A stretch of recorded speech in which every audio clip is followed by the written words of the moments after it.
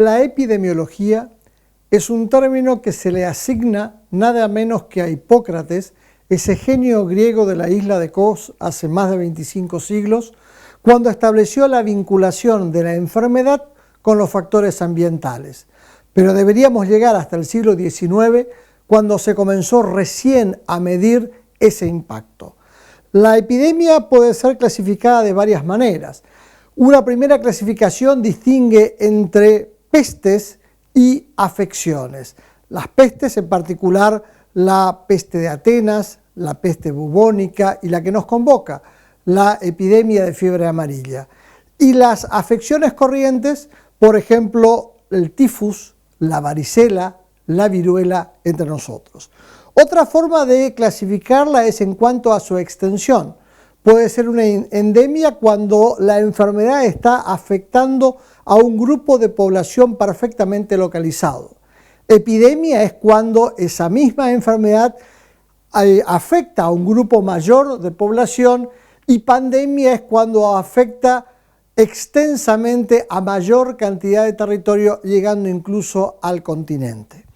Cuando hablamos de la epidemia de fiebre amarilla, esa enfermedad transmitida por el Aedes aegyptus, que fue recién descubierta como tal en las postrimerías del siglo XIX, era una enfermedad que la mayoría de los autores sostienen que no era pertinente a la red de pestilencia americana, es decir, que antes de Colón no existía.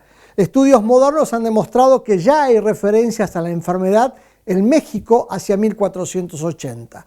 Sin perjuicio de ello, la epidemia de fiebre amarilla ha impactado sustancialmente en el Caribe, particularmente en Haití, en Estados Unidos, en Cuba, donde hace sus investigaciones Carlos Finlay, y entre nosotros en la Argentina, particularmente en Buenos Aires, fue una epidemia que impactó hacia 1858, hacia 1860 y hacia 1870, donde hubo casi 2 centenares de muertos. Pero cuando hablamos de la epidemia de fiebre amarilla o la gran peste del siglo XIX, nos referimos a aquella que impactó en todo el litoral argentino, desde Paraguay hasta Buenos Aires, desde enero a junio de 1871. ¿Qué pasó? En Buenos Aires, particularmente, la enfermedad estuvo localizada en determinados barrios, se hablaba mucho del barrio de La Boca, por eso se le asignaba un estigma a una enfermedad traída por los italianos inmigrantes que se encontraban localizados en precarias habitaciones en el barrio de La Boca. Sin embargo, lo primero que se estableció, en realidad el único remedio que había frente a la epidemia, era el aislamiento, aquella terrible precaución médica aparecido en la época medieval en Venecia, inicialmente para la lepra, que era no permitir el ingreso a la zona afectada, y aquel que se incorporara a la misma no podía salir hasta tanto la historia natural de la enfermedad o la enfermedad misma desapareciera. En 1871 la población de Buenos Aires abandona la zona urbana y se traslada a la zona rural, y el ejemplo tal vez más paradigmático de esto haya sido Adrogué, en los campos del señor Adrogué, al sur de Lomas de Zamora, donde se va a localizar el mayor contingente de fugados de la ciudad de Buenos Aires.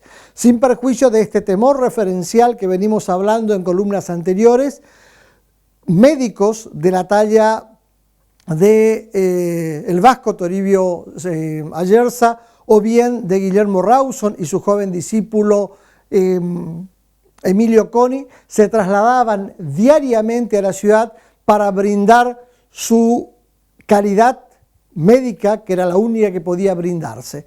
En ese contexto van a aparecer importantes aportes, fundamentalmente del gobierno del Brasil, que va a mandar no solamente insumos, sino también médicos. Dentro de ese grupo viene hacia Buenos Aires el doctor Herrera, que es el primero que en nuestras tierras habla que la enfermedad podía ser transmitida por algún tipo de insecto.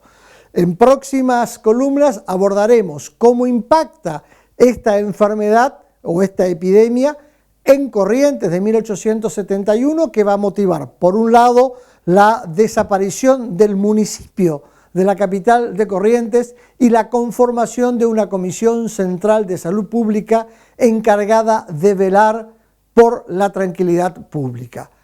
No lo olviden, muchas gracias y hasta la próxima.